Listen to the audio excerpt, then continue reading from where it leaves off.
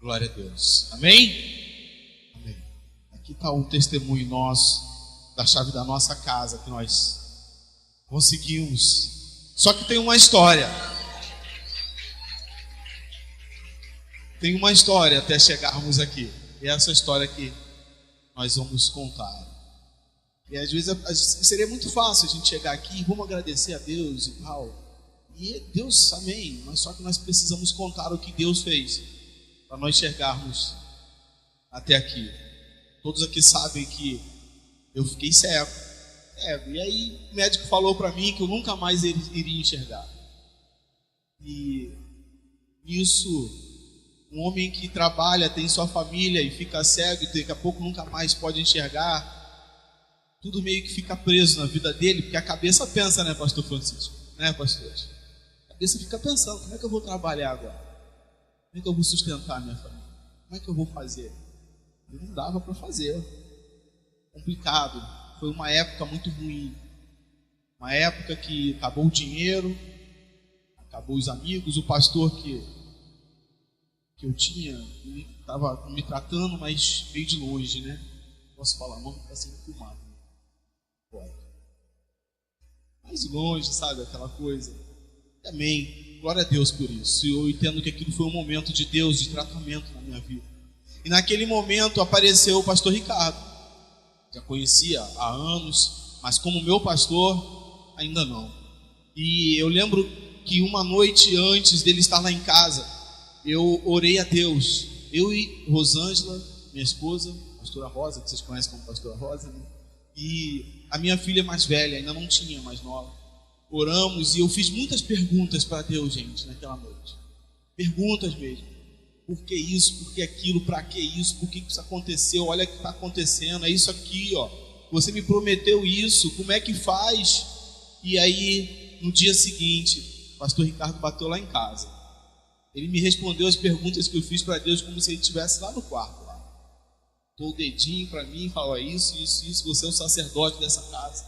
Você vai fazer assim. O que você decidir, está decidido. É assim. Você vai... Ele começou a decidir a minha vida ali. Eu falei: eu acho que o cara estava no quarto comigo. E amém. Começou a nossa caminhada no novo tempo. A nossa caminhada no novo tempo era complicada, porque eu não estava nem pelo NPS, não estava nem empregado, porque quando eu sofri o acidente não tinha carteira assinada. Eu não tinha dinheiro nem para pegar o ônibus para vir para a igreja, que a igreja era em Madureira. Novo Tempo era lá em Madureira. Eu não tinha. O pastor Ricardo passava lá em casa, me pegava de carro, me levava para a igreja. Acabava o culto tarde, ele me levava lá em Caxias. Ele é pastor Ana. Na época o pastor Ricardo trabalhava viajando. Aí ele parou e eu comecei a trabalhar viajando. E quando ele não estava, a pastora Ana fazia isso. Pegava a minha família lá, levava para a igreja. Viemos para Pavuna, ele pegava a minha família lá e vinha para a igreja. Porque eu não tinha dinheiro de passagem, não. Não tinha. E era complicado. Só que eu tinha umas promessas de Deus na minha vida. E aí, no novo tempo, Deus começou a aflorar mais essas promessas. Deus começou a ministrar na minha vida ministerial também. E eu falava com o pastor Ricardo: Deus falou isso. O novo tempo vai ser assim. Nós vamos ser grandes. Hoje eu senti isso no culto. E ele só confirmava. Falava assim: Deus já falou isso comigo no meu coração. E amém. E vamos caminhando. Eu precisava da minha casa. Moro na casa de baixo, que é do meu sogro, debaixo da casa dele. Não é a casa em que ele mora também, mas é dele, não é minha. E eu sei disso. Ele sempre falava: Senhor, você me prometeu a minha casa, eu quero a minha casa. E gente, mesmo sem dinheiro, saía eu e minha esposa nessas obras de condomínio. O pastor Ricardo sabe disso. Eu falava para ele: caramba, eu vi um condomínio em tal lugar, assim, gostei. Eu ia ver preço, eu ia ver como é que era, porque eu sabia que um dia Deus ia me dar a condição de comprar. E porque Deus falava comigo. Eu costumo falar na junta assim, procure saber o que Deus tem para a tua vida. Eu falo para os jovens isso, pode perguntar para eles. Procure saber o que Deus tem para a tua vida. Quando você sabe o que Deus tem para a tua vida, você vai, é só ir. E aí você espera. E eu sabia que isso ia acontecer. Só que eu não tinha dinheiro. Às vezes eu não tinha dinheiro nem para ir ver o empreendimento. Não tinha. estava lá, minha esposa do meu lado. Às vezes eu acordava e falava assim: vamos lá ver em tal lugar lá, vamos embora. E a gente ia. Olhava, nossa, não dá. E chegou um belo dia que nós fomos ver um empreendimento ali em Vista Alegre. E vimos, gostamos, é isso. Isso aqui. Só que a gente não fechou porque a gente não tinha dinheiro. A gente não tinha dinheiro, não. O cara fez as contas para mim lá, eu falei, ó, ainda não dá para mim pagar isso não. Mas eu vou ver. Eu levei para casa os folders, tudo. Falei, é isso, gente, E orar. Oramos. Anotamos no papel a data que nós fomos. 11 de agosto de 2009. É isso? Não, 2010. 11 de agosto de 2010. E fomos, beleza. Em agosto de 2012, nós voltamos lá, porque nós iríamos dar entrada. Né? Porque Deus tinha me dado condição disso. Nessa caminhada, eu estava desempregado, mas Deus me deu um emprego, o qual eu estou hoje, já vai fazer 7 anos. Eu não sabia fazer nada do que eu faço hoje. Um dia meu irmão falou assim para mim, você quer trabalhar comigo? Eu quero. Ó, vamos lá, vou te explicar. Começou a me explicar, sendo que ele me explicou 1, 2, 3 vezes, na 4ª vez eu já tinha que ir para Goiânia, e ele ficou no Rio. E ele falou para mim, Molinho, me liga, se ele atendesse o telefone seria mais fácil, para mim resolver as coisas lá em Goiânia. E assim foi indo. Eu ligava para minha esposa do meu trabalho e falou assim, ó, parou tudo. Não sei como resolver agora, ora aí, porque eu vou resolver. E ela orava daqui, orava de lá, as coisas funcionavam. Hoje eu sou conhecido, as pessoas no trabalho honram o meu trabalho, sabem como eu faço, como eu sou, qual é o meu jeito. E aí voltamos lá, 1 ano depois, para fechar aquele negócio lá. Só que eu também ainda não tinha o dinheiro todo não, tá? Pensa você que eu ganhei um dinheirão assim, meu patrão falou, toma aqui o dinheiro. Não ganhei não. Só o salário melhorou, eu falei, dá pra gente pagar parceladinho. Parceladinho a gente compra muita coisa. Né? E voltei lá. Aí eu sentei com o rapaz lá, a moça, né, que ligou para você. Corretora. E ela fez uma conta lá que não cabia dentro do meu bolso. Eu queria aquela primeira conta que ele fez lá. Aquela primeira conta do ano passado cabia, né? Ela fez uma outra conta. Eu falei, não é isso que eu quero. Não dá. E aí, ela fez uma outra conta. Olha só, não dá. Quando eu tive aqui no ano passado, foi feita uma outra conta que dá. Mas ano passado já é ano passado, já tem 1 ano de obra. Eu falei, mas dá para fazer. Peraí que eu vou chamar meu gerente. Foi assim mesmo. Aí chamou o gerente. Aí olhou para minha cara. Vamos lá, seu Alex. Eu quero vender um imóvel e tal. Eu falei, beleza, eu quero comprar. Faz para mim, como é que eu posso fazer? Aí ele olhou os 2 que ela fez mais um. Conta para lá, número para cá. Olha só. Eu mostrei para ele. Fizeram isso aqui para mim. Isso aqui eu posso pagar. Falou assim, isso aqui eu não posso fazer, mas eu vou chegar bem perto disso aqui. Virou a folha e começou. Quando ele me mostrou, eu falei, é isso. Isso aqui dá para mim. Tá vendo como é que dá? E aí agora? Eu falei assim, aí perguntei para ele, e agora? Ele falou, agora a gente me dá seus documentos, a gente vai fazer o procedimento todo, burocrático, e fez. E passou tudo. Maravilha. E aí começamos a aguardar. Isso foi em 2011. Isso foi em 2012. E aí começaram a falar assim para mim, ó, financiamento no banco é complicado, cara, de tu conseguir. Muito difícil. Eu falei, bom, nós já chegamos até aqui. Deus deixou chegar até aqui. Vamos chegar até o final, tenho certeza disso. Isso é promessa de Deus para minha vida. E vamos lá, orando. Falei, vó, é isso. Vamos lá. Eu falei, minha avó, meu pai, minha mãe, meu pastor. Contei tudinho e vamos embora. Quando anunciaram que estava pronto o apartamento, fizeram uma festa de entrega do condomínio. Eu fui lá, eu não tinha assinado, no caso a escritura, não tinha assinado nada. Fui lá e falei, vou entrar nisso, eu estou aqui agora, vamos lá. Passou uns 15 ou 20 dias depois disso, eles me ligaram, mandando eu ir assinar o contrato, que a casa já era minha. Fui lá, assinei o contrato, aí falou, agora você aguarda, porque daqui a pouquinho o banco vai te chamar só para você fazer a parte burocrática daquilo, do banco, financeiro, e aí, assim que o banco repassar para a empreendedora, eles vão te dar a chave. O banco repassou, mas foi muito rápido, gente. Quando me entregaram a chave, falaram assim para mim, ó, você é a 5ª pessoa que está recebendo a chave. São 208 pessoas, ó. Falaram para mim, ó, você é a 5ª pessoa que está recebendo a chave. Eu comecei a rir, né? Comecei a rir, porque na primeira reunião de condomínio que teve, nós já estávamos com isso na mão e perguntaram assim, quem aqui já assinou e pegou a chave? Quando minha esposa levantou a mão, o pessoal ficou olhando assim, foi você e mais uns 4. Levantaram a mão, ficaram olhando para ela. Aí o meu amigo me falou assim, assim, falaram para ela, tá pensando que é magnata, né? O negócio não é que é magnata, o negócio é que eu sou o filho do magnata, né, cara? O pai falou assim, é isso, vai ser. E foi complicado a nossa vida. Para nós chegarmos até aqui, foi difícil.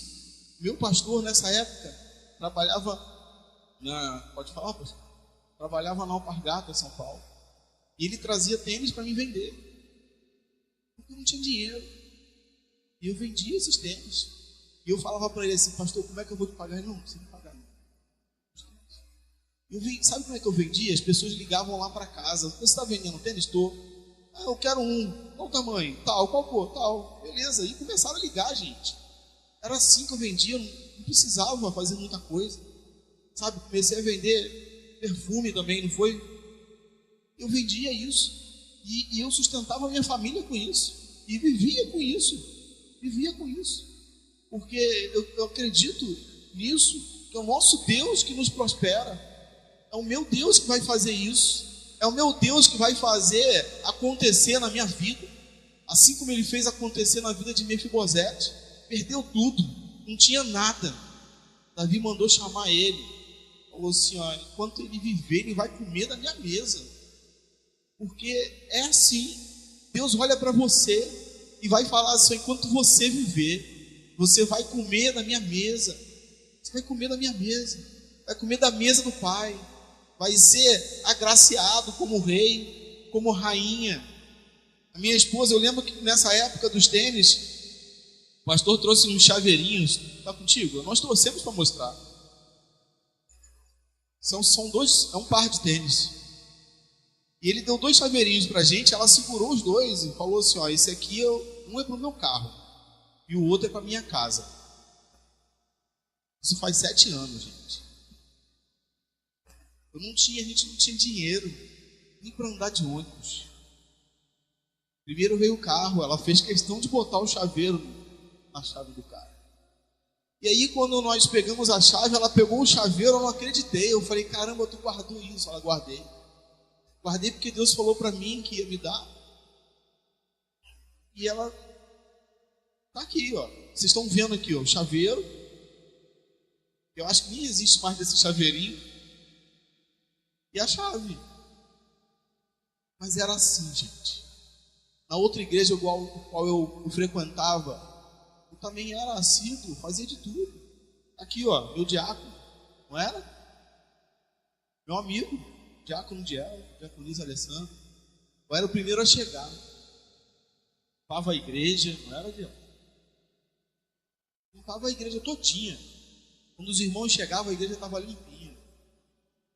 Fui discipulado por um homem chamado Luiz Fernando Rezende. Bravo. Meu amigo ele. Esse eu falo o nome, meu amigo. Bravo pra caramba. Mas me ensinou muita coisa. Me ensinou a honrar Deus. A honrar o compromisso com Deus, não era? Tinha dia que entrava, era um culto maravilhoso. Chegava no final do culto, chamava eu e Diel lá dentro.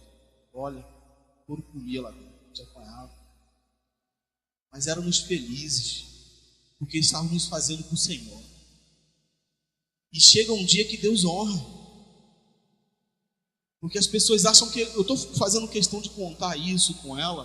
Ela não está falando quase nada. quando está falando. Porque as pessoas acham que é assim, ó, que Deus é como um garçom, né? Prometeu hoje, amanhã vai fazer na tua vida.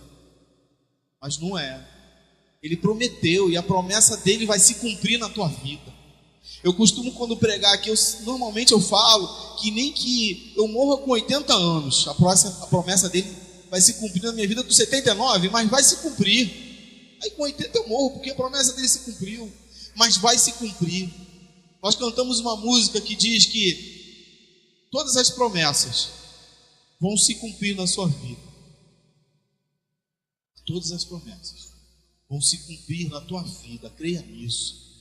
Você é um rei, você é uma rainha, Ele te trata assim, faz você comer da mesa dele, faz você entender isso e olhar lá longe.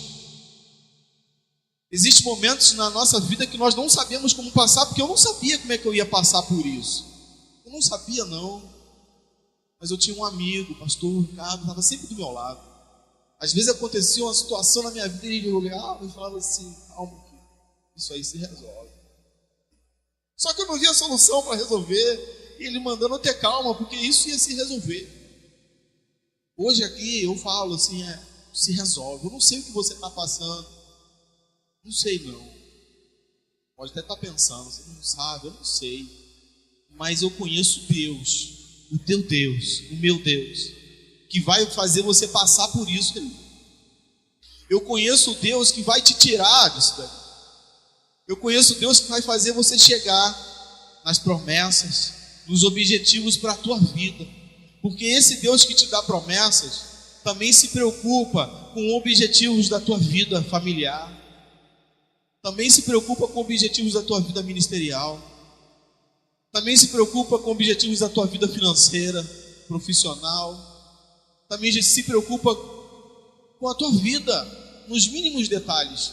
Nos mínimos detalhes. Eu e ela, nós orávamos por casa com 2 banheiros. Mas como a gente estava vendo tudo muito caro, se viesse com banheiro só estava até bom, né? Mas veio com 2 banheiros, gente. Meu apartamento tem 2 banheiros. Moro num lugar bom, o pastor Ricardo teve lá, né, pastor? É bom. Tem piscina, churrasqueira, salão de festa. E não tenho condição, assim, aos meus olhos. Só que Deus faz isso, entendeu? Deus foi fazendo, e foi fazendo, e foi me levando, e é Ele quem faz. E quando nós confiamos nesse Deus, Ele faz essas coisas. Quando aprendemos a fazer isso com Ele, conviver na confiança dEle, Ele faz essas coisas. E é assim, minha vida é essa, é assim. Sempre assim, né? Muito contente, sorrindo. Outro dia eu estava com o Giacomo Giel, ele falou assim, ó, quando ele ficou sabendo que eu peguei a chave, ele falou: ver o pastor Alex rindo é muito fácil, agora então, olha o sorriso dele.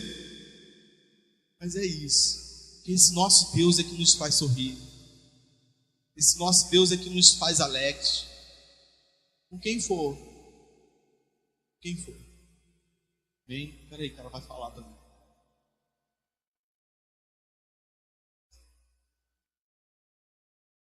Uma alegria sem comparação. No dia que o pastor ministrou uma palavra e ele disse assim: Deus está entregando a chave da tua casa nas tuas mãos hoje. Eu estava aqui na frente.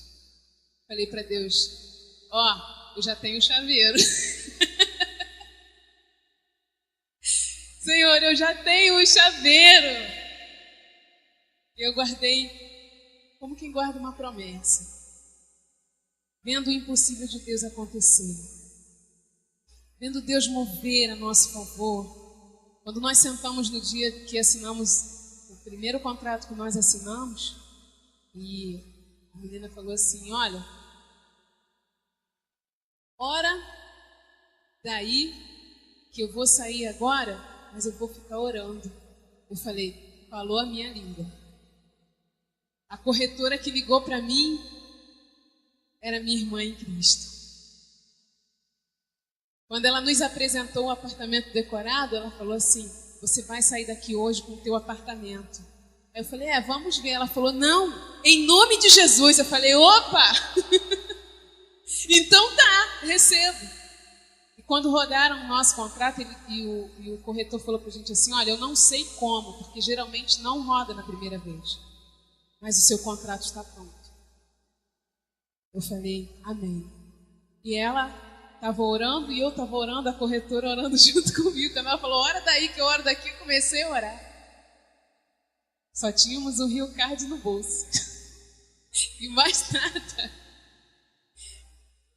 E eu lembrei do dia que o pastor ministrou essa palavra e ele falou, Deus está entregando a chave da tua casa nas tuas mãos hoje. Eu levantei as mãos e falei, eu recebo, Senhor. Agora é só esperar. E hoje nós estamos aqui para agradecer a Deus, dentro de muitas promessas que Ele tem ainda a cumprir na nossa vida. Eis aqui, cumprimento. Hoje nós estamos vivendo cumprimento da palavra de Deus, porque Ele é fiel. Ele é fiel. Ele é fiel. Quando Jesus diz assim, creia tão somente, creia tão somente, creia tão somente. Entrega a tua vida. Diz, Senhor, eu espero em Ti. Eu espero em Ti. Confia no Senhor. Confia no Senhor.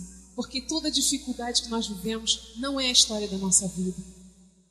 São momentos que passamos para crescer, para vencer, para poder receber aquilo que Deus prometeu. Então, se você está em meio a batalhas, em meio a guerras, Deus está te preparando para entregar nas tuas mãos aquilo que você vai ter que cuidar com muito carinho, com muito amor. Que Deus não entrega nas mãos daqueles que não sabem cuidar, que não podem. Primeiro Ele te capacita a isso. Basta você se lançar no Senhor. Quando as batalhas se erguerem, creia tão somente e verás a glória de Deus. Amém? Nós fomos chamados para comer na mesa do Rei. Não é diferente para você. Não é porque nós somos pastores. É para mim e para você. Comer na mesa do Rei. Amém?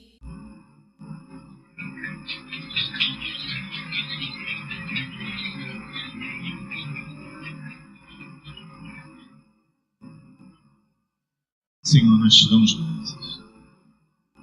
Te damos graças pelo teu amor, pelo teu cuidado, pela tua fidelidade. Te louvamos, Senhor, por essa chave que está na mão dos teus filhos. Te damos graças, Senhor, porque tu tens cuidado e demonstrado, Senhor, quão diferente é a vida daqueles que te amam, daqueles que te servem. E tu cuidas de nós. Se nós te amamos, o nosso final já está garantido, porque todas as coisas vão cooperar para o bem. Nós te louvamos, te agradecemos por isso, te bendizemos e nos alegramos com os nossos irmãos, nessa noite, em nome de Jesus. Amém.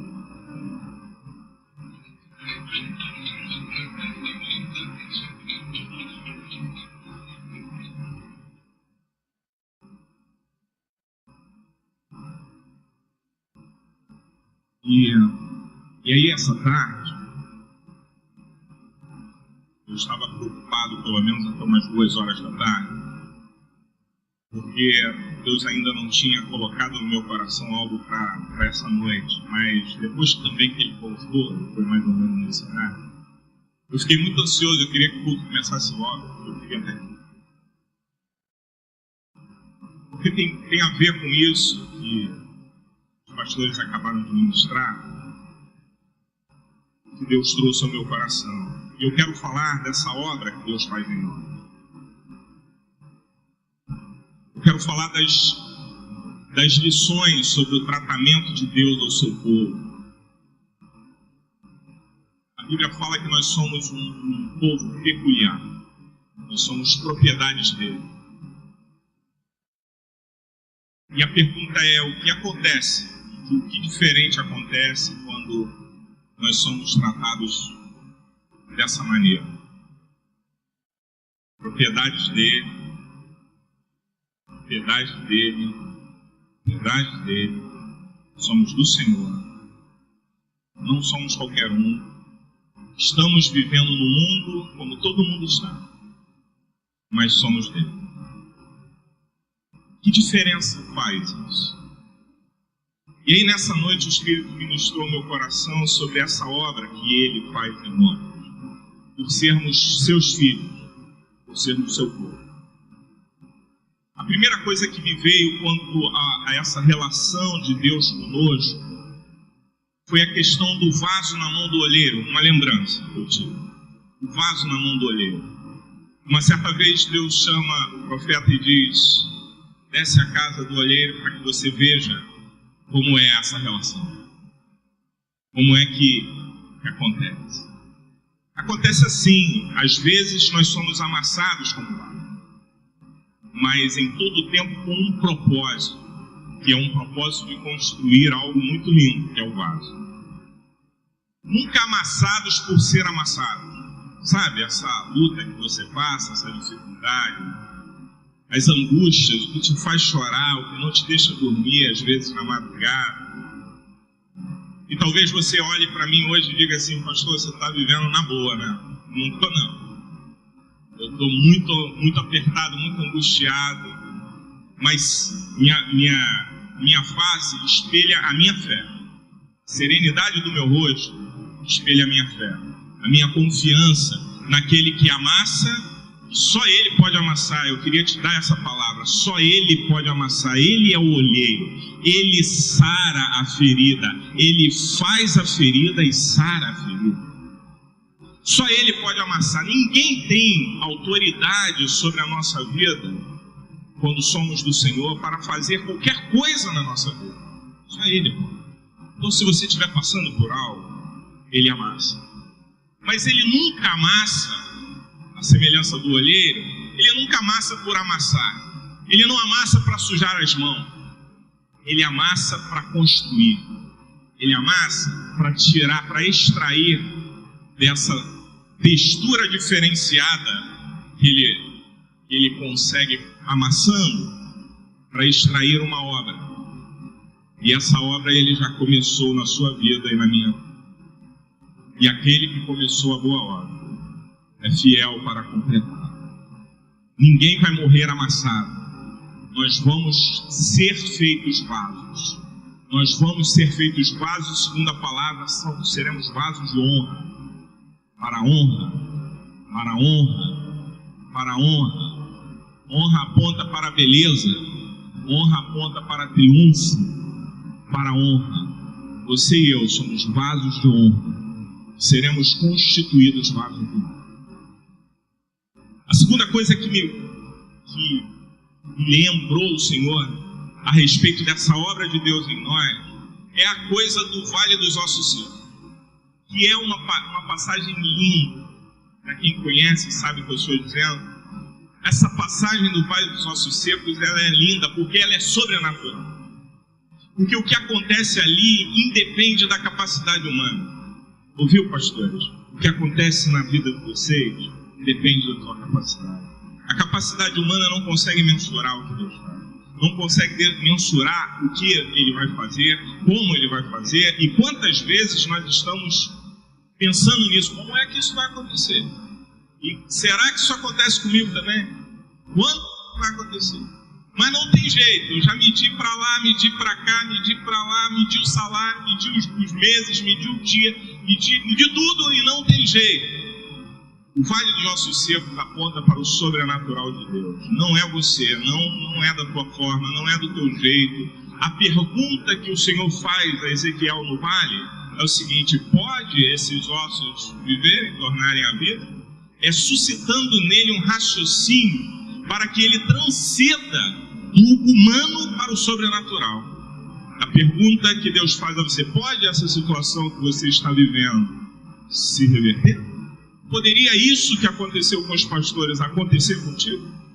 Pode, ganhando o que você ganha, recebendo o soldo do teu salário que você recebe, conquistar algo além daquilo que você tem? Pode? Essa é a pergunta. Aí a resposta de Ezequiel foi muito tremenda, porque foi uma resposta de sabedoria. Ele disse: Senhor, tu sabes. Eu aqui já mensurei, o negócio está difícil. Pergunta que Deus manda te fazer nessa noite: está difícil? Está difícil, mas Ele sabe. Ele sabe como fazer, Ele sabe que horas vai começar a agir, Ele sabe que momento Ele vai mover as peças. Quem é que sai, quem é que entra nessa história, Ele sabe, Ele sabe. Quando eu falo quem é que sai, quem é que entra, é porque as coisas não acontecem na nossa vida por acaso, não acontecem de qualquer maneira. Deus tem o controle de tudo, é Deus que coloca uma corretora, gente de Deus para atender alguém, é Deus que coloca o médico no hospital que vai receber você numa situação que você precisa de alguém para te encaminhar. É Deus que faz essas coisas, amados, e Ele cuida de nós, e às vezes tem que trabalhar o sobrenatural, e no sobrenatural eu só assisto, eu não tenho o que fazer, eu não movo nada. A única coisa que Deus mandou que Ezequiel fizesse é: clama, chama, diga, dê ordem, fale, determine, fala agora, porque vai vir dos quatro cantos da terra o Espírito que vai gerar vida na tua vida. E o Espírito de Deus nessa noite está te dizendo a mesma coisa. Comece a declarar, comece a soltar a palavra, comece por fé a dizer: Senhor, eu confio em Ti, eu confio no Teu sobrenatural, nas coisas que Tu estás planejando para mim, ainda que eu não consiga enxergá-las mediante as circunstâncias que eu vivo. Então é assim que Deus faz. Ele amassa, mas constrói. Ele te leva ao vale de ossos secos para te mostrar o sobrenatural. Deus é tremendo. No vale de ossos secos acontecem algumas coisas e você sabe, eu não vou me alongar nisso. Queria ler com você, abre para mim, por favor, Zacarias 8. Que apesar de ser uma palavra direcionada ao povo, que é judeu, povo de Israel, tem aqui algumas coisas que a gente consegue extrair acerca dessa maneira que Deus usa para se relacionar com a gente, para a realização da sua obra. E aqui estão lições sobre o tratamento de Deus com o seu povo. Aqui era algo específico voltado a Israel, mas se a gente olha para isso, para essa palavra, de 1 a 13, que é onde nós vamos meditar, se a gente olha para essa palavra, a gente descobre que o nosso Deus, Ele trata com a gente da mesma forma. Da mesma forma. Eu não gosto de olhar para Deus com a severidade do Antigo Testamento. Mas apesar da severidade do Antigo Testamento, da forma rígida como ele lidava com o seu povo, havia também, e está claro nesse texto, um grande amor, o amor intencional, o amor, a maneira linda de manifestação de amor de Deus, ainda no Novo Testamento, no Antigo Testamento. A revelação máxima do amor de Deus vem no Novo Testamento com a presença do Filho de Deus, ou com o advento do Filho de Deus na terra para a salvação dos homens. Contudo, no Antigo Testamento já havia grandes manifestações de amor, e eu quero te dizer que nestas lições sobre o tratamento de Deus ao seu povo, que estão aqui descritas em Zacarias acerca do povo judeu, nós podemos tirar daqui um perfil de como Deus olha para a gente. Você crê que você é povo de Deus, que você faz parte desse povo que Deus um dia chamou, Deus separou, que nós estamos assentados com Cristo nas regiões celestiais, que nós somos propriedade dele? Você crê nisso? Diga amém, diga amém. Então eu vou ler ali, como está ali, mas a versão que eu tenho aqui, que é a versão na linguagem de hoje, ela é muito mais fácil de entender. Eu vou ler ali, para que a gente acompanhe até o versículo 13, mas depois eu vou trabalhando dentro daquilo que essa versão que eu tenho fala. Vamos lá. Depois veio a mim a palavra do Senhor dos Exércitos, dizendo: assim diz o Senhor dos Exércitos, zelei por Sião com grande zelo, e com grande indignação zelei por ela. Assim diz o Senhor: voltarei para Sião, e habitarei no meio de Jerusalém, e Jerusalém chamar-se-á cidade da verdade, e o monte do Senhor dos Exércitos, o Monte Santo. Assim diz o Senhor dos Exércitos: ainda nas praças de Jerusalém habitarão velhos e velhas, levando cada um na mão o seu bordão por causa da sua muita idade. E as ruas da cidade se encherão de meninos e meninas que nelas brincarão. Assim diz o Senhor dos Exércitos: se isso for maravilhoso aos olhos do restante desse povo naqueles dias, será também maravilhoso aos meus olhos? Diz o Senhor dos Exércitos. Assim diz o Senhor dos Exércitos: eis que salvarei o meu povo da terra do Oriente e da terra do Ocidente. E trá-los-ei e habitarão no meio de Jerusalém, e eles serão o meu povo, e eu lhes serei o seu Deus em verdade e em justiça. Assim diz o Senhor dos Exércitos: esforcem-se as vossas mãos, ó vós que nestes dias ouvistes estas palavras da boca dos profetas, que estiveram no dia em que foi posto o fundamento da casa do Senhor dos Exércitos, para que o templo fosse edificado.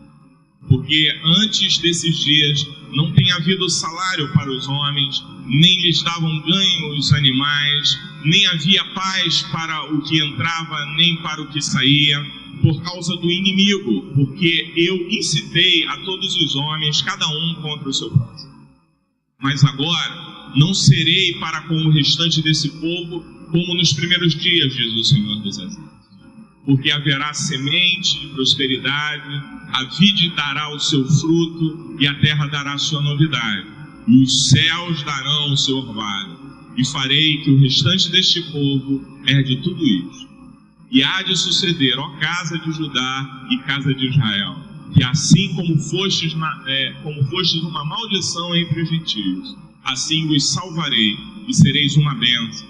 Não temais, esforcem-se as vossas mãos. A Bíblia Sagrada, essa tradução, que é a tradução mais histórica, ela não espelha muito bem o que Deus trouxe nessa noite. E eu quero ler agora exatamente o que lemos, só que na tradução da Bíblia na linguagem de hoje, porque ela é autoexplicativa. E aí nós vamos entender alguns princípios e algumas lições que estão aqui nesta coisa do relacionamento de Deus com o seu povo, com aquele que Deus elegeu para ser seu povo. Ok? A palavra de Deus diz assim: o Senhor Todo-Poderoso falou comigo e disse: eu tenho um grande amor por Jerusalém. Pode colocar lá do versículo 2, só para a gente ir comparando isso. Olha só: eu tenho um grande amor por Jerusalém, um amor que me faz ficar irado contra os seus inimigos. Essa versão ela é mais interessante por ser mais explicativa. E eu quero trabalhar essa coisa de que as lições do tratamento de Deus com o seu povo, em primeiro plano, passa pelo seu amor. O amor de Deus que é revelado nesse versículo, no versículo 2, é um amor que, segundo o que diz aqui, eu tenho um grande amor por Jerusalém, um amor que me faz ficar irado contra os seus inimigos. Isso remete para mim que a nossa luta, quando fala de inimigos, é aquilo que se opõe a nós. Isso diz para mim que a nossa luta, no contexto das lições da relação de Deus conosco, é assim: Deus olha a nossa luta como sendo a luta dele. Ele olha o teu problema, a tua dificuldade, a tua angústia, o teu choro como sendo o problema dele. Então, a primeira coisa na manifestação do amor de Deus nessa relação conosco é que os teus inimigos são os inimigos de Deus. A tua luta é a luta de Deus. E os que se levantarem contra ti se levantam contra o próprio Deus. Esta é a primeira lição da relação de Deus com a gente. Primeiro, o amor de Deus se manifesta quando Ele assume que o que acontece contigo também acontece comigo. Sendo Ele o todo-poderoso Deus, sendo Ele o onisciente, sendo Ele o onipresente, Ele não é pego de surpresa como nós. Às vezes as circunstâncias da nossa vida me surpreende. Essa semana passada, eu estava vivendo uma situação financeira muito ruim, ela ainda não melhorou, e aí o meu carro quebrou, piorou, né? Pior. Às vezes a gente acha que já está ruim. Aí essas coisas nos pegam de surpresa. E eu quero te dizer que nada pega o Senhor de surpresa. Quando a gente olha para Deus nessa coisa do amor e de entender que as coisas que acontecem contigo acontecem com Ele, é problema dele também, é isso que Ele manifesta aqui. Eu tenho um grande amor por Jerusalém, um amor que me faz ficar irado contra os seus inimigos. Ou seja, o que é contra você é contra Deus, e Deus fica irado. E Deus não gosta. Mas, conveniente nós lembrarmos da vida de Jó.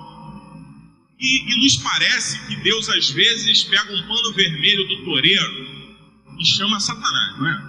Não parece? Parece que as lutas vêm como touro. E aí ele pega assim e diz assim, só que você está ali na arena. A diferença é essa. Mas o interessante é que o próprio Deus parece que faz isso. Ó. Quando você olha para a vida de Jó, parece que é o que está acontecendo.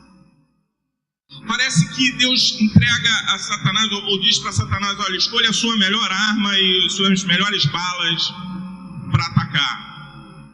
Não ataque, quando você estou olhando para a vida de Jó, não ataque de qualquer jeito, escolha as suas melhores armas e a sua melhor bala para atacar.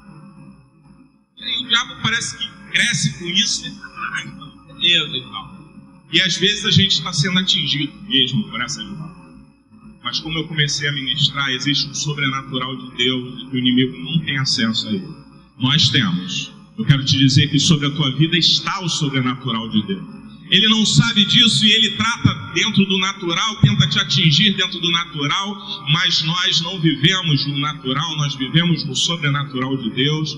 E diante do sobrenatural de Deus tem algo reservado para nós que o inimigo não sabe, que ele não consegue mensurar, que ele não consegue perceber. A única coisa que ele faz é atacar, e ele ataca com cegueira, com sede, ataca violentamente.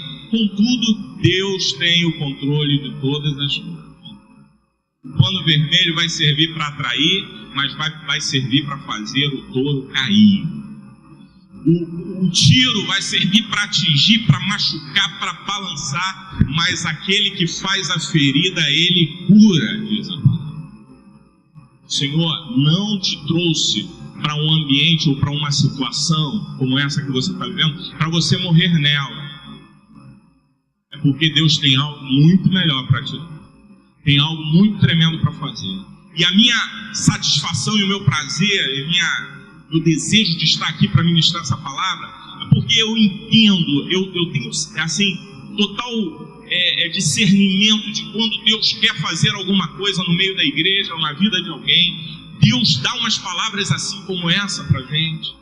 E aí eu ministro com muita alegria no meu coração, porque a gente ministra uma série de coisas, mas quando vem acerca dessa coisa do relacionamento que está expresso no amor de Deus, e o amor de Deus significa, olha, eu estou contigo, aconteça o que acontecer, se acontecer com você, está acontecendo comigo, e eu sabendo que a minha luta é menor do que o meu Deus, então eu não tenho que ficar desesperado, eu tenho que descansar no Senhor, porque se o problema que está me atingindo também atinge a Ele, eu tenho que descansar no Senhor e dizer, Senhor, eu confio em Ti, abana esse pano vermelho, porque se esse touro vier, ele vai cair em nome do Senhor dos Exércitos. Senhor, pode dizer para ele pegar a melhor arma e pode pegar a melhor bala, porque os tiros que ele vai me dar vão se converter em glória e em triunfo na minha vida, e eu creio que é isso que Deus vai fazer aqui nessa noite.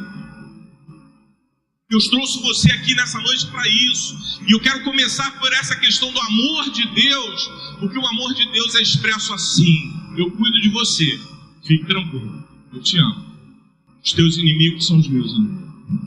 O versículo 3, na minha versão, diz assim: eu voltarei para Jerusalém e ali morarei. Então Jerusalém será chamada a cidade fiel. Ali está a cidade da verdade, é isso? É a cidade da verdade. Aqui é a cidade fiel. E o monte do Senhor Todo-Poderoso será chamado de Monte Santo. Eu quero falar sobre essa coisa da identidade, a manifestação de Deus nas lições do tratamento para com o seu povo. Ela começa pelo amor, Deus assumindo as tuas lutas, e depois Ele vai te dando uma identidade. A identidade que Deus dá ao seu povo, nesse caso aqui, é de cidade fiel, cidade da verdade. Ele começa o versículo 3 dizendo: eu vou habitar convosco. Significa o desejo de comunhão, o desejo de estar junto, o desejo de compartilhar e partilhar com você. Eu quero te dar uma palavra nessa noite: você não está só. Você não está só. A Bíblia diz: eu voltarei para Jerusalém e ali morarei. Quero te dizer, onde é que você mora? Rua tal, número tal, bairro tal, o Senhor está lá, o Senhor está contigo, porque Ele se volta. Jerusalém de Deus somos nós. Ele habita conosco, Ele mora conosco, Ele vive conosco, Ele partilha conosco, Ele trabalha junto conosco. E essa é uma outra lição desta coisa do relacionamento de Deus com o seu povo. Eu vou habitar. E aí quando Ele vem habitar, Ele diz: olha, eu vou transformar a tua identidade. Uma das coisas pior coisa que pode acontecer é perdermos a identidade, sabia? Eu lembro que quando Daniel foi levado, Daniel e seus amigos foram levados para a Babilônia cativo, a primeira coisa que o rei deu ordem foi tirar essa identidade. Deixa eu falar uma coisa para você: muitos que aqui estão perdendo a identidade pela luta que passa. E aí começa meio que a luta a ser a nossa identidade. E aí as pessoas olham para nós, parece que já nos classificam. Sabe aquela coisa: quem é você? Aquele ali é o cara que tem problema no trabalho. Aquele ali é o cara que tem problema na família. Aquela ali é a mulher que tem problema financeiro. Aquela que vem e tocou na veste é a mulher do fluxo do sangue. E aí a identidade passa a ser o nosso problema. E o nosso problema passa a ser a nossa identidade. Aí Deus vem para mudar. Nessa relação com o seu povo, Deus vem: olha, eu vou ouvir, eu vou voltar, eu vou habitar com você. E agora o vosso nome, aleluia, o vosso nome será chamado, vocês serão conhecidos como cidade fiel, como cidade verdadeira, como cidade onde Deus age, sabe? Local onde Deus age. E haverá também uma referência mais alta do que todos os problemas. Quando a Bíblia fala que o monte, o versículo 3 diz assim: e o monte do Senhor Todo-Poderoso será chamado Monte Santo. Está falando da maior referência da cidade. A maior referência é um monte, ok? A maior referência é um monte. E aí, a maior referência da vida, qual é? É o problema. Aí Deus vai falar: eu vou mudar, começar a transformar, começar a mudar essa história. Você não será mais conhecido como a cidade do opróbrio, mas você será conhecido a cidade da verdade, a cidade fiel. E ainda, as referências da tua vida não mais serão as referências rasas, não mais serão as referências do vale. Agora as referências da sua vida serão as alturas, o Monte Santo do Senhor. Essa vai ser a referência da sua vida. As coisas mais altas, as coisas mais elevadas, o Monte Santo do Senhor. Deus está falando: eu estou voltando para agir, para mudar essa história, vou mudar a sua identidade, vou trabalhar isso, porque você está precisando ter uma referência mais elevada. Quem sabe a tua referência tem sido referência de gente que anda de cabeça baixa o tempo todo por causa das lutas e das angústias. Deus está falando: vou mudar a tua referência, vou te levar a lugares mais altos. E lugares mais altos aponta para o monte aponta para lugares mais altos, onde Deus garante que ali haverá um momento diferente. Agora a tua referência será santidade, a tua referência será gente de Deus, a tua referência será não mais opróbrio, mas a tua referência será de gente de Deus. Terceira coisa que Deus faz nessa relação está ligada a uma transformação. Transformação e promessa.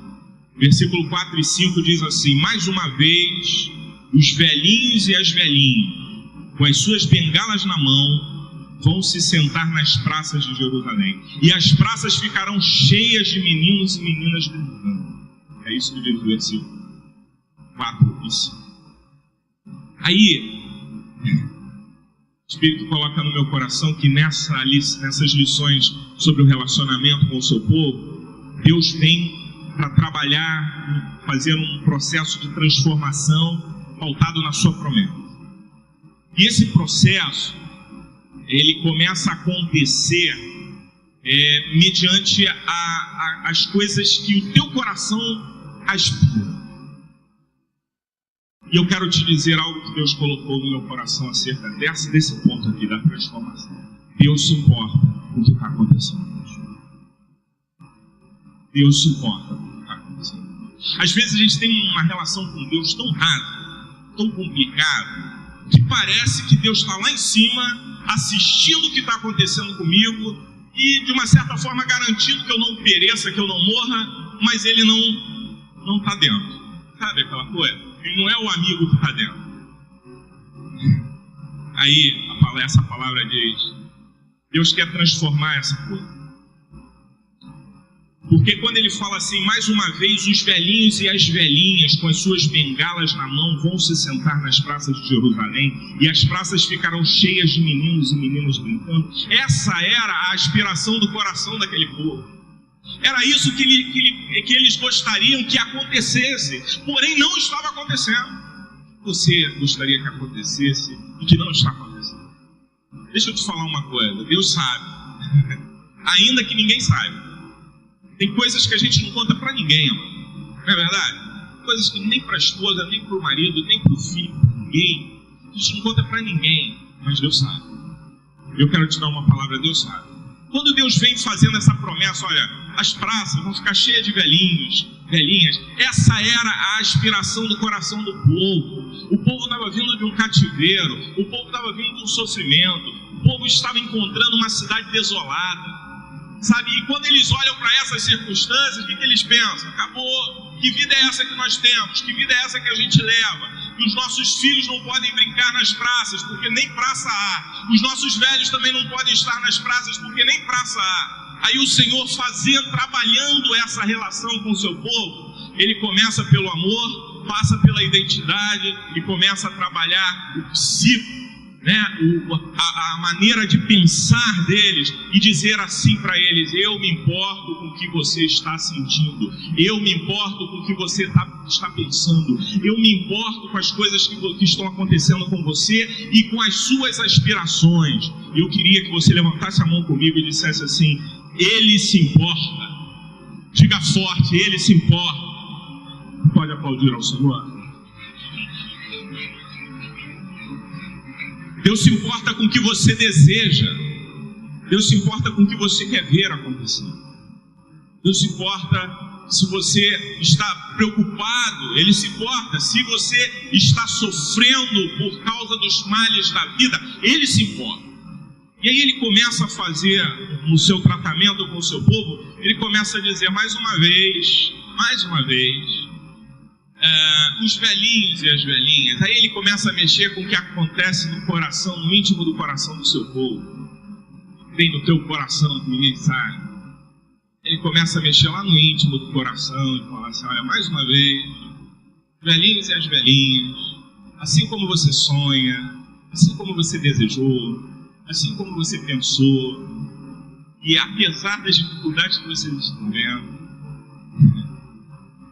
eles voltarão, vão se sentar nas praças de Jerusalém, e as praças ficarão cheias de crianças, de meninos e meninas brincando. Aí o versículo 6 na minha versão diz assim: isso pode parecer impossível aos que voltaram do cativeiro na Babilônia. Ou seja, é um povo que estava voltando de um sofrimento, de uma opressão, de uma luta, de uma dificuldade. E aí Deus começa a trabalhar o seu coração, a promessa no coração, e dizer: olha, eu vou começar a realizar as coisas que vocês anseiam que eu faça. Eu vou fazer.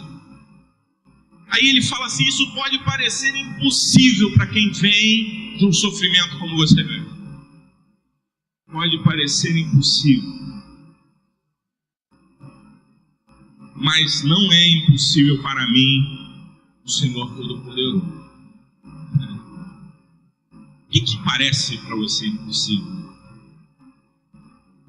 Ele se importa, e Ele trabalha essas promessas, que às vezes parece impossível, às vezes parece distante demais, difícil demais, impossível, mas para Deus não é. Diga comigo, para Deus não é. Ele é o Todo-Poderoso. Esse versículo, ele fala, eu vou ler novamente o versículo 6. Isso pode parecer impossível aos que voltaram do cativeiro de Babilônia, mas não é impossível para mim, o Senhor Todo-Poderoso, o Senhor Todo-Poderoso, o Senhor Todo-Poderoso. Você sabe o que significa o Senhor Todo-Poderoso? O Senhor Todo-Poderoso. O que está acontecendo com você pode ser impossível para você, depois de passar tudo que você passou, o sofrimento que você tem passado, pode parecer impossível. Não acontece. Mas Ele sabe o que está dentro do teu coração. Se importa com isso. Está dizendo para você, pode parecer impossível, mas não é impossível para mim, o Senhor Todo-Poderoso, diz o Senhor dos Exércitos.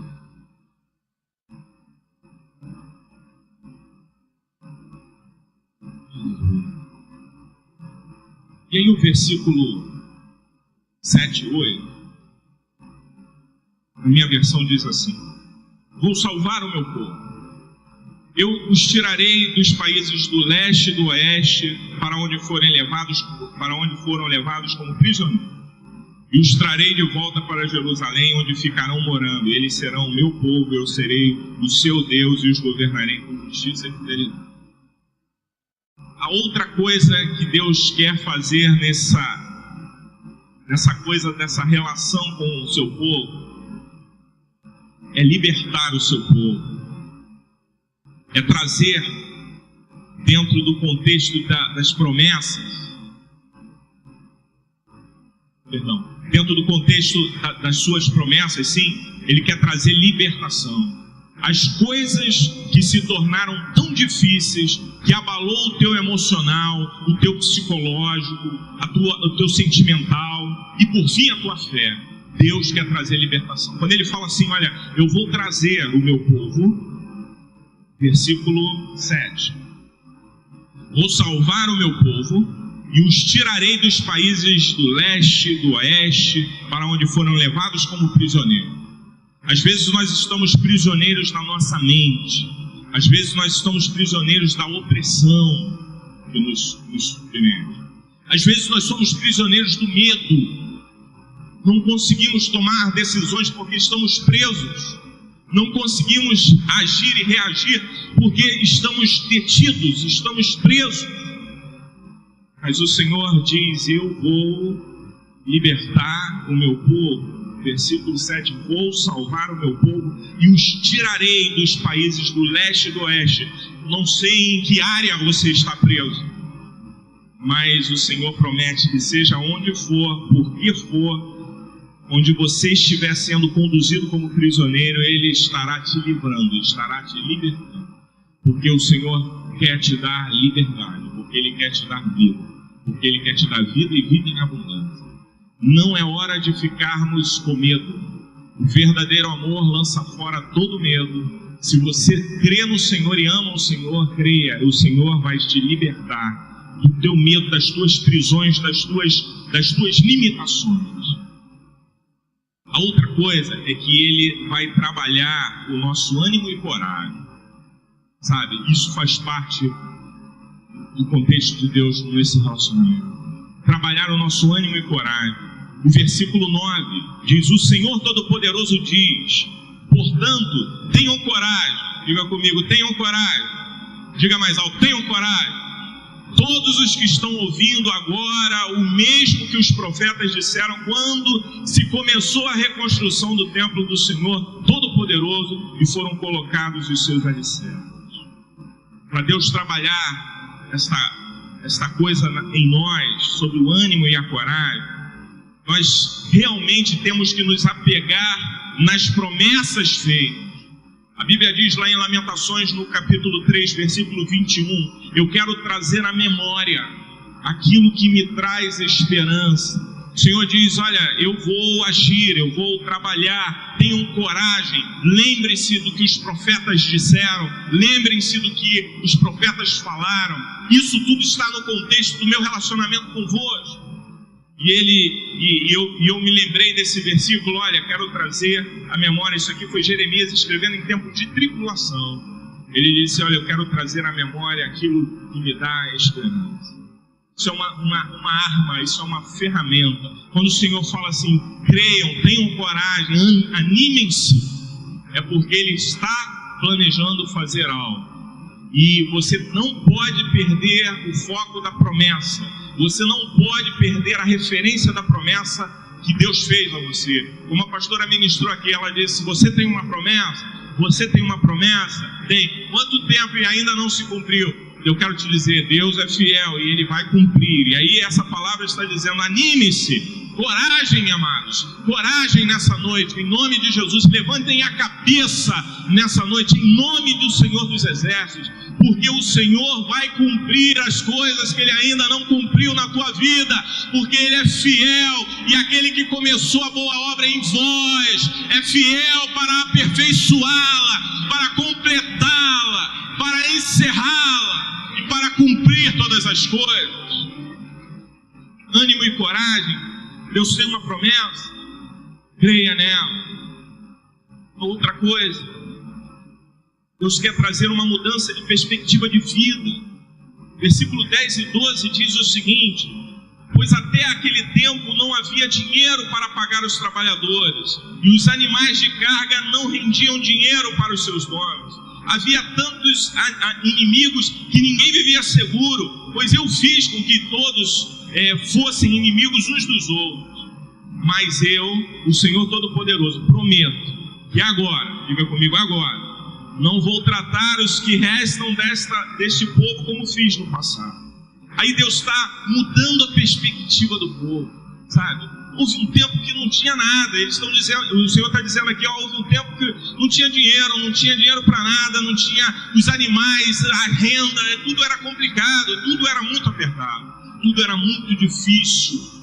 Mas eu estou mudando a sorte de vocês. O Senhor quer mudar a nossa perspectiva de vida. Se você acha que não dá, que não consegue, que não pode, seja em que área for, às vezes nós conduzimos a mensagem que ouvimos para o lado material, mas eu quero te dizer que isso se refere a tudo, inclusive a tua vida espiritual. E às vezes na vida espiritual nós, sabe, não tem nada, quando fala assim, não tinha dinheiro, os animais também não representavam lucro nenhum. Se nós transformarmos isso para o lado espiritual, nós vamos entender, às vezes os valores da nossa vida espiritual estão se perdendo, e parece que não tem nada acontecendo de valor, de fato, de verdade na nossa vida. Parece que o lado espiritual da vida ficou tão somente canalizado para estar na igreja ou não, a viver os momentos de alegria da adoração na igreja ou não. Mas eu quero te dizer, o Senhor está dizendo, olha, houve um tempo que era assim, mas eu estou mudando a perspectiva da tua vida. Aquilo que era difícil, aquilo que era escasso, aquilo que era, sabe, que não tinha prazer mais de estar na casa de Deus, não tinha mais prazer de viver a alegria da salvação, como diz o salmista, eu disse uma vez, torna a dar-me a alegria da salvação. O Senhor está mudando isso hoje, neste lugar, nessa noite, na vida daqueles que creem nessa palavra que Deus está trazendo a nós. Deus está mudando a perspectiva de vida. Por que você está aqui? Por que você está na igreja? Por que você vem aqui todos os dias? Todos os dias de culto? Por que é que você está envolvido no reino espiritual, nas coisas de Deus? E aí às vezes você se pega, como diz essa palavra aqui, olha, pois até aquele tempo não havia dinheiro para pagar os trabalhadores, as coisas eram tudo muito difíceis, muito escassas, muito empobrecidas. Seja na vida espiritual, seja na vida material, eu creio em Deus que age, que move, que transforma e que quer, em primeiro plano, mudar essa nossa perspectiva. Que coisa é essa que vamos ter que morrer assim? Que coisa é essa que vamos ter que viver um evangelho raso até a volta de Jesus, e se Ele tiver misericórdia de nós, então Ele vai nos levar? Que coisa é essa? Cadê a alegria da salvação? O Espírito nessa noite clama neste lugar para dizer, em nome de Jesus, vamos voltar a ter a alegria da salvação, ter uma perspectiva nova de vida, esperança em Cristo Jesus, seja em coisas espirituais ou em coisas materiais. Está conformado com o que na tua vida? Está conformado com a pobreza espiritual que você vive? Você está conformado com a pobreza material que você tem? Está conformado em viver um saláriozinho apertado e vai ser assim porque não tem uma outra perspectiva? Deus está mudando a perspectiva da nossa vida nessa noite, amado. Em nome de Jesus, deixa Ele gerar alegria de vida no teu coração, porque a palavra de Deus diz que aqueles que são do Senhor vão viver uma vida abundante em Deus, e essa abundância passa por todas as coisas, passa por todas as áreas. Eu não posso me conformar em ser menor, eu tenho que acreditar que Deus tem o melhor para a minha vida, tenho que crer nisso.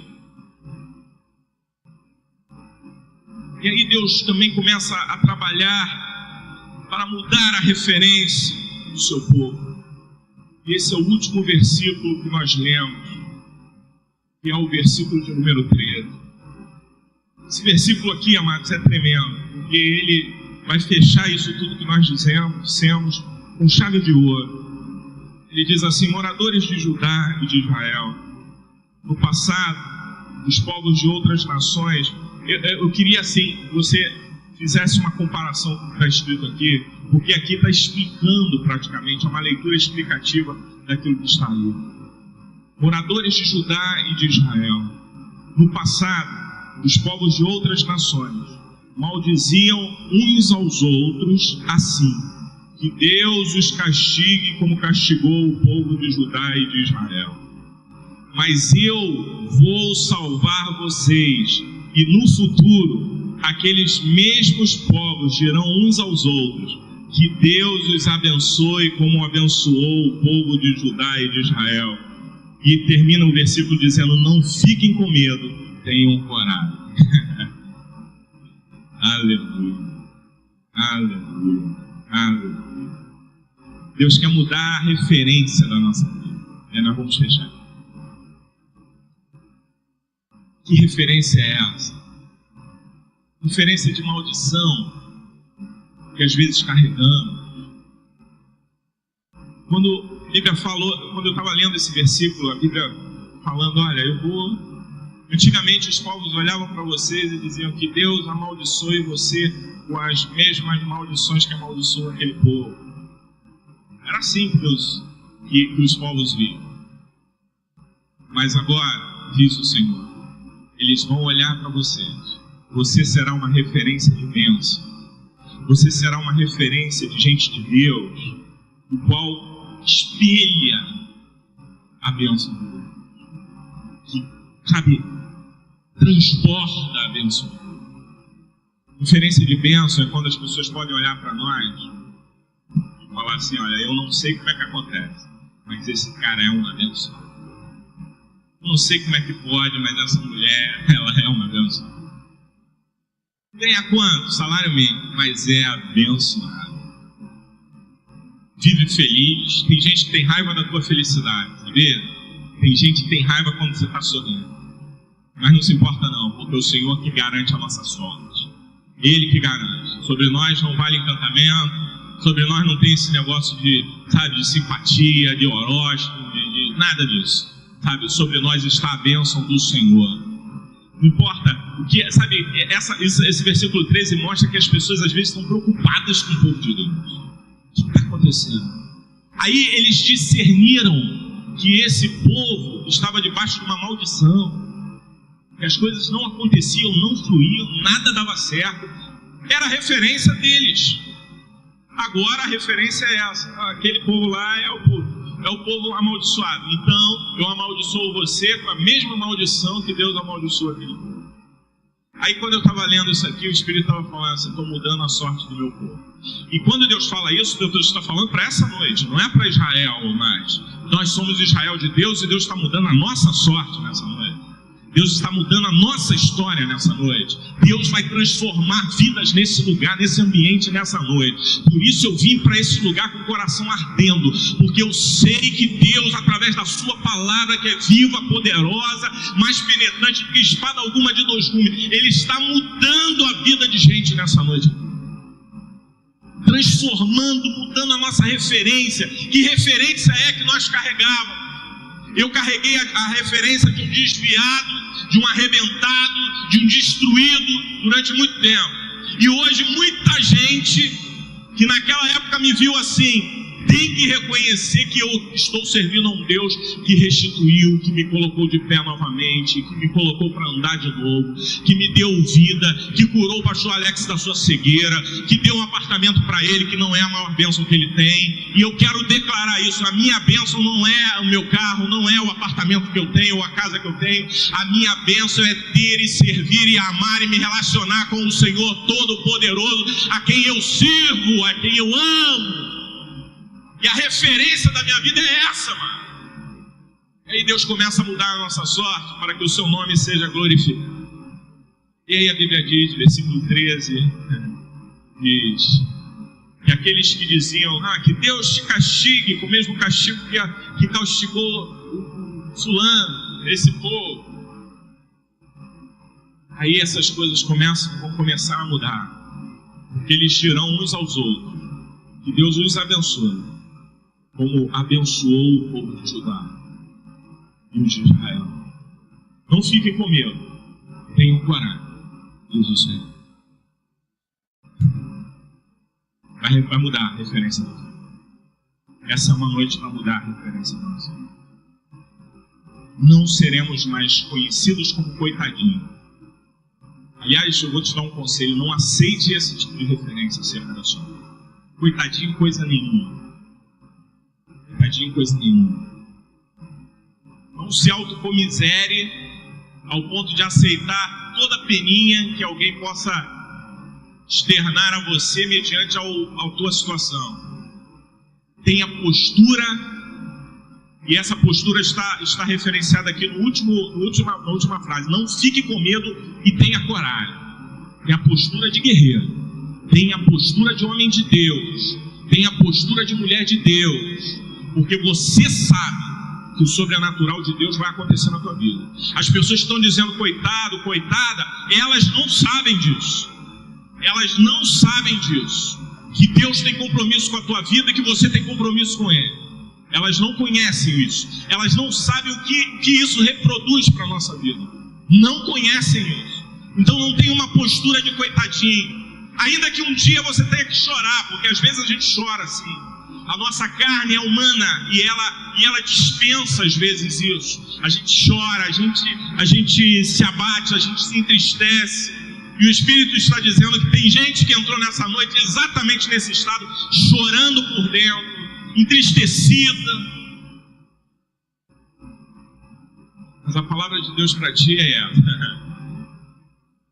As pessoas vão te reconhecer agora como alguém abençoado. As pessoas vão dizer a teu respeito assim: olha, que Deus abençoe você como tem abençoado o Sam. Referência de Deus. Deus abençoe você como tem abençoado o Bia. Deus abençoe você como tem abençoado o Diel. Deus abençoe você como tem abençoado você que está aqui dentro. Referência de bênção. Você, a partir desse momento, eu sei que muitos já sabiam de tudo isso que eu falei, mas cabe ao Espírito que clama neste lugar lembrar a nós somos referência de bênção. Coitadinhos nunca mais. Nunca mais. Peninha nunca mais. Eu fui almoçar com um amigo essa semana e eu estava no auge de uma preocupação. O contexto de amizade faz com que às vezes as pessoas percebam: não falei nada, não chorei minhas mágoas, não chorei minhas angústias, mas o amigo, por ser amigo, percebeu. Aí me liga: sei que você está angustiado. E eu quero te falar uma coisa nessa noite. Eu, apesar de estar passando o que eu estou passando, receba isso também como de Deus para tua vida. Não sei porquê, mas o Espírito manda te dizer. Apesar de estar passando o que eu estou passando, eu não sou coitadinho, eu sou filho do rei. E a referência da minha vida é a bênção do Senhor. Está sobre mim. Ponto. Não existe nenhuma outra referência. Tem gente que diz, está debaixo de maldição. Aqui não. Aqui não.